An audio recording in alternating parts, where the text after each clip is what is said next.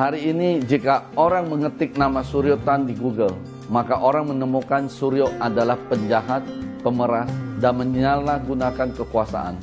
Tapi ini bukanlah akhir kisah dari seorang Suryo Tan.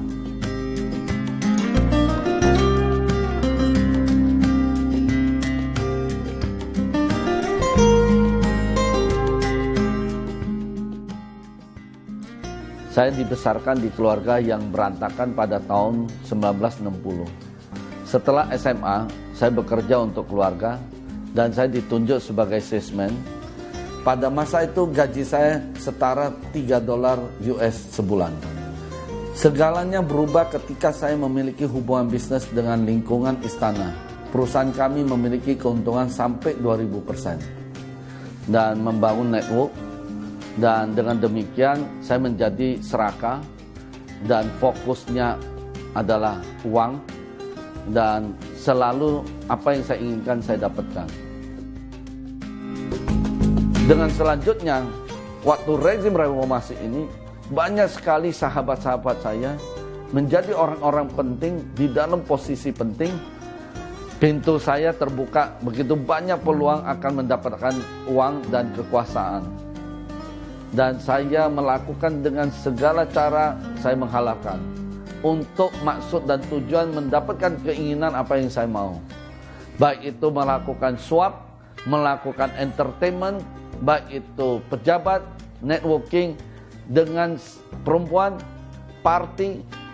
Sepertinya saya itu orang yang kerja keras sampai malam jam 11, jam 12, tetapi sesungguhnya kerja saya hanya 2 jam.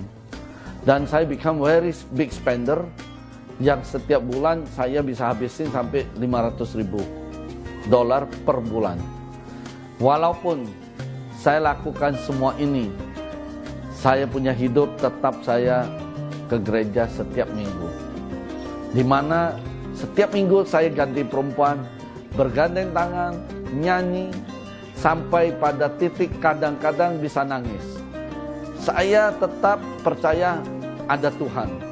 Harapan saya mencari Tuhan adalah untuk blessing-Nya.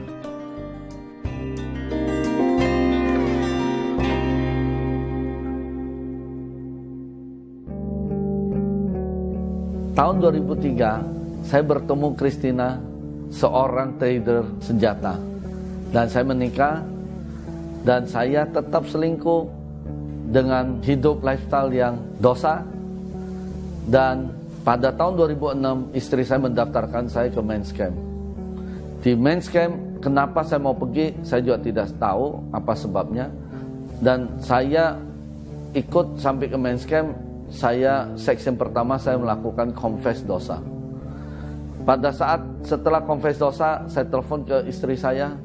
Kalau saya sebagai pengusaha hadap menteri, hadap presiden, saya harus punya agenda, saya harus pakai jas, saya harus rapi, sedangkan Tuhan itu lebih daripada presiden. Saya ambil komitmen betul-betul seek God. Saya bangun jam 2.30, jam 3 pagi saya mandi. Setelah mandi, saya pakai jas, saya melakukan doa, sekalipun doa yang saya pada saat itu belum mengerti. Saya hanya dengan hati sungguh-sungguh mencari Tuhan, saya doa, dan saya nyanyi dari jam 3 sampai jam 7 dan seterusnya saya baca Bible sampai jam 11 siang. Saya berdoa selama 6 bulan untuk mengerti dan melakukan firman. Dan saya bertemu seseorang yang saya nggak kenal di lift apartemen saya. Dia ngajak saya untuk belajar Alkitab di gereja yang sekarang ini. Untuk itu justru pada saat saya seeking God, betul-betul masalah saya bermunculan. Yang hidupnya saya tadinya tidak ada masalah seperti yang sekarang ini. Saya dilaporkan ke polisi, 9 report polis, saya difitnah dan istri saya juga difitnah. Untuk itu Tuhan, saya mulai mengerti firman, saya mulai bertobat, di-challenge oleh brother yang ngajarin saya Bible untuk bertobat.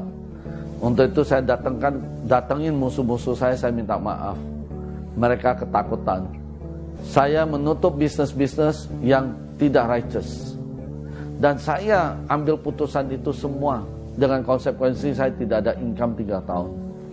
Saya hidup dengan rasa cukup, contain $400 per bulan. Saya bergumul dan menangis karena saya harus memaafkan musuh saya. Bahkan saya menangis dan bergumul dengan pernikahan saya. Hampir setiap hari saya menangis di 3 tahun pertama saya menjadi murid.